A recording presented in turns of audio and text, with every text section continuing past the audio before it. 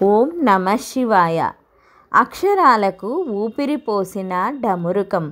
శివయ్య చేతిలోని డమరకం కేవలం వాద్యమే కాదు, తత్వచింతనకు వేదిక, అక్షరాలకు ఆవిర్భావ స్థానం.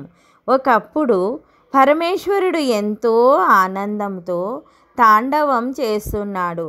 తాను చేస్తున్న తాండవ నృత్యము చివరలో శివుడు తన డమరుకాన్ని మోగించాడు. ఆ సమయంలో 14 రకాలైన ధ్వనులు వెలువడ్డాయి. సనకాది మహర్షులు వీటిని గ్రహించారు. ఈ విధంగానే భాషాశాస్త్రం ఏర్పడింది. నర్తనం చివరిలో చేసిన డమరకపు 14 దరువుల సహాయముతో పరమశివుడు వ్యాకరణ సూత్రాలకు బీజం నాటాడు. ఈ 14 సూత్రాలనే పాణిని కంఠస్థం చేసుకొని అష్టాధ్యాయి అనే ప్రాథమిక వ్యాకరణ గ్రంథాన్ని రచించాడు. ఈ మహేశ్వర సూత్రాలే వ్యాకరణానికి మూలం.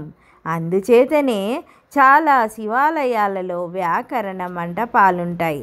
ఓం నమ శివాయ. Like, subscribe, share.